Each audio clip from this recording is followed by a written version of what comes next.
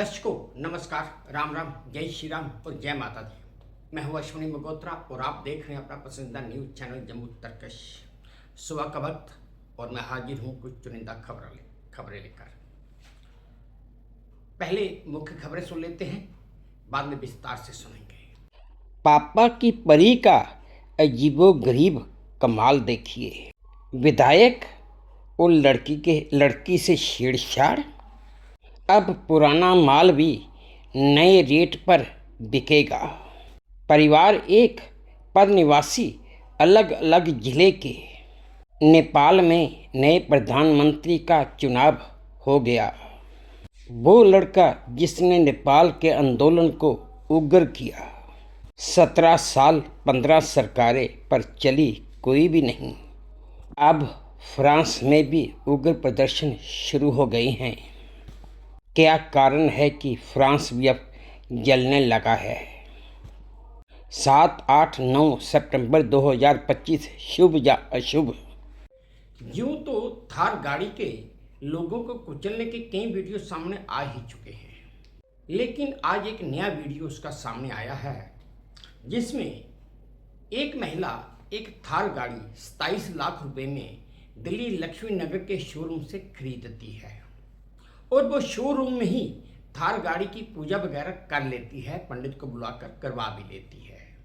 फिर पंडित उस गाड़ी के अगले पहिए के नीचे एक नींबू रख देता है और महिला से कहता है कि आप इस नींबू को गाड़ी के टायर से कुचल दीजिए। महिला इतनी उत्साहित थी कि उसने गाड़ी स्टार्ट की, एक्सीलेटर पे पाँव ही रखा और एक्सीलेटर दबा भी दिया।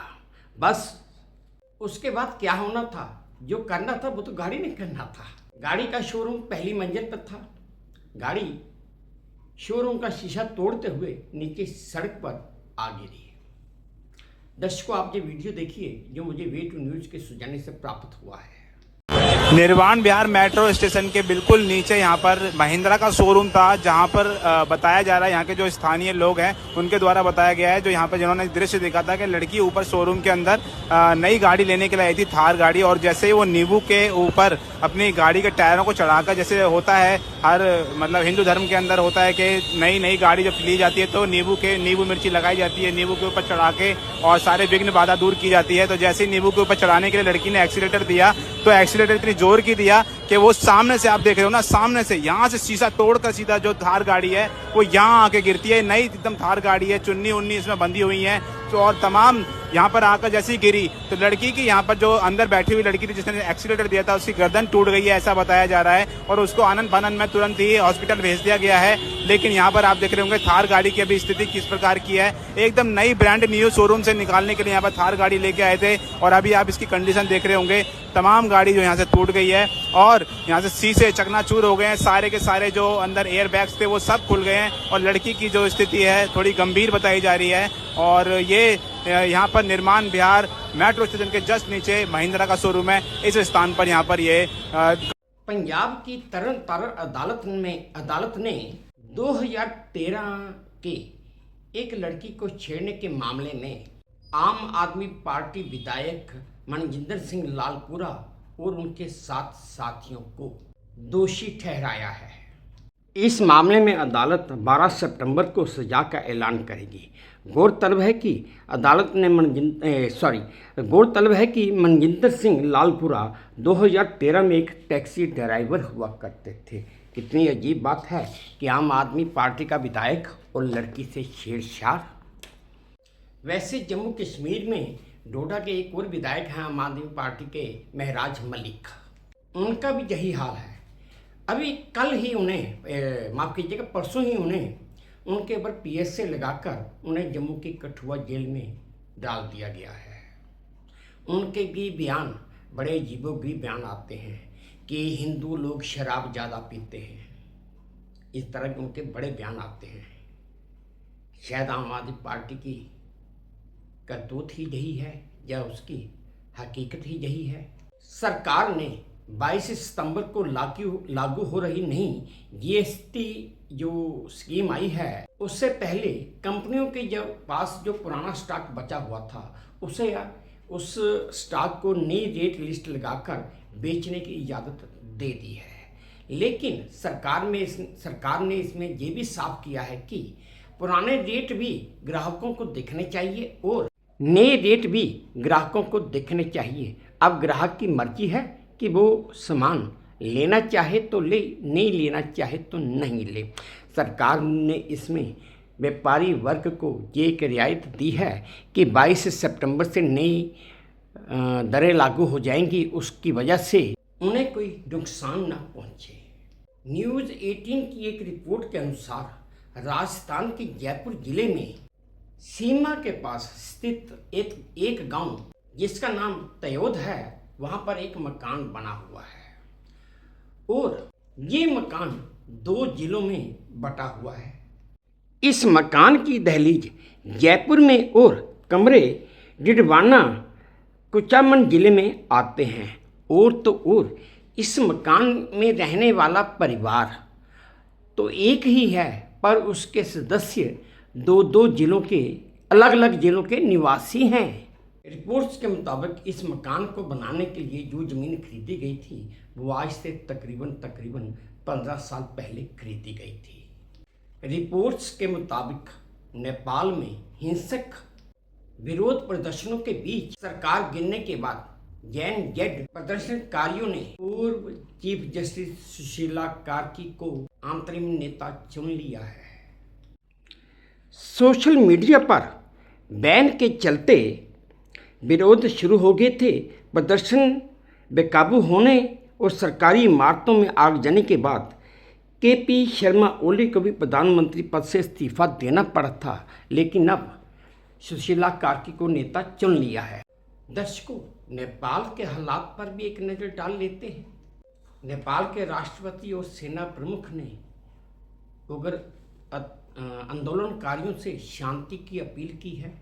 त्रिभुवन एयरपोर्ट बंद करके उसकी कमान सेना ने संभाल ली है। कई जेलों से तो तकरीबन 1400 कैदी भाग चुके हैं। पूर्व प्रधानमंत्री जालानाथ खन्नल की पत्नी को जिंदा जला दिया गया है। पूर्व प्रधानमंत्री शेख बहादुर देउबा और विदेश मंत्री पर भी हमला हुआ है। गोली चलाने वाले का आदेश देने वाले डीएसपी की हत्या कर दी गई है। बैंकों में लूटपाट की गई है। कई सोशल मीडिया और मीडिया के ऑफिस जला दिए गए हैं। सुप्रीम कोर्ट और संसद को भी आग लगा दी गई। इससे सुप्रीम कोर्ट में रखी 25,000 फाइलें, केसों की फाइलें स्वाहा हो गई। प्रधानमंत्री राष्ट्रपति के घरों पर भी हमले किए गए हैं। दर्शकों, आप ये वीडियो देखिए जो मुझे वे2 न्यूज़ के सौजन्य से प्राप्त हुआ है। पूरे का पूरा नेपाल ही जल रहा है।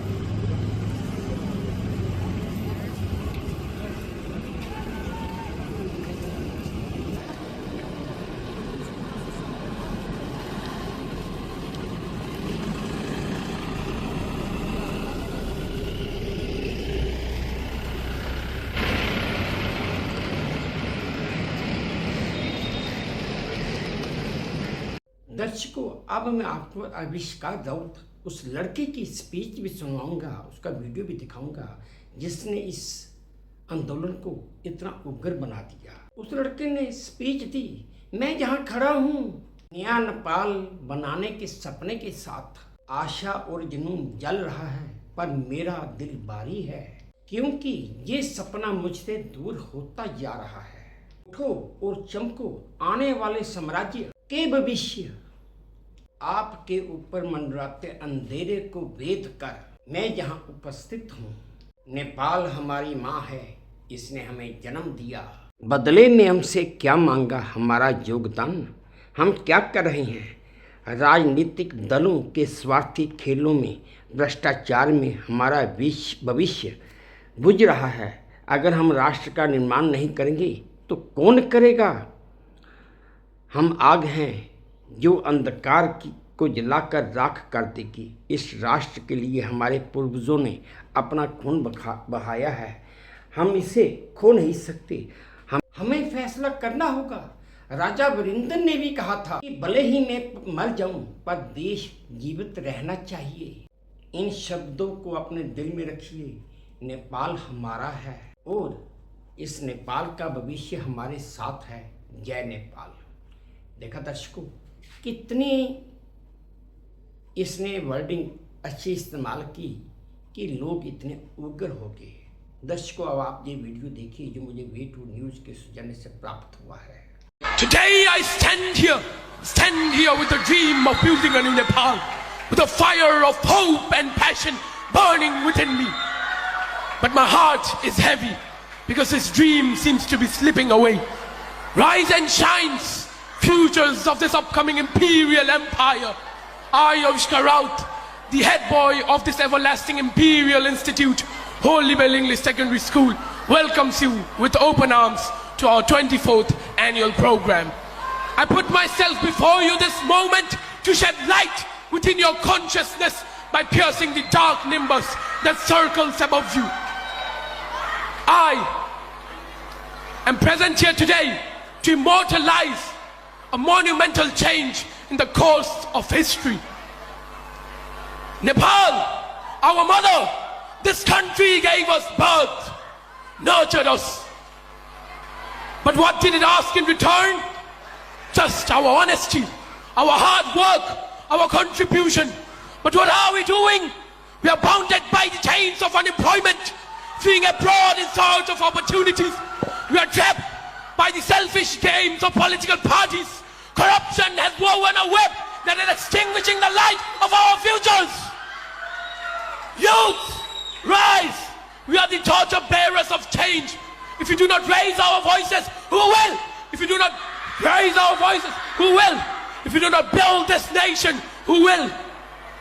We are the fire that will burn away the darkness. We are the storm that will sweep away injustice and bring prosperity.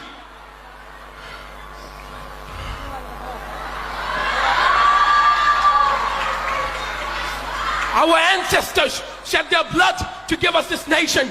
We cannot sell it. We cannot lose it. We are the fire. We will burn every despair away. Now we must decide. Will we drown in the darkness of despair or rise as the sun of hope? Will we change the fate of this nation or will we let it remain in shackles? King Birendra once said, even if I die, shall my country live on? All the youths, carry these words in your heart and engrave a monument of change in the course of history. Nepal is ours and its future is in our hands. Jai Yuva, Jai Nepal! Nepal में तो social media ban के चलते उग्र आंदोलन हुआ। उस आंदोलन की वजह से वहां के प्रधानमंत्री KP ओली शर्मा को इस्तीफा देना पड़ गया। दर्शकों, पर मैं आपको ये भी बता दूं कि पिछले 17 सालों में ये 15वीं बार है कि जब सरकारें गिरी हैं। 2008 के बाद से पुष्प कमल दहल, माधव कुमार, जलनाथ खनाल, बाबूराम मटाराई, खिलराज रेग्मी, सुशील कोइराला, KP ओली और शेर बहादुर देवबा ने सरकारें बनाई, पर कोई भी सरकार अपना कार्यकाल पूरा नहीं कर पाई। वहीं दूसरी तरफ नेपाल के बाद अब फ्रांस में भी भारी बवाल मचा हुआ है, जहां पर भी हजारों प्रदर्शनकारी सड़कों पर उतर आए हैं।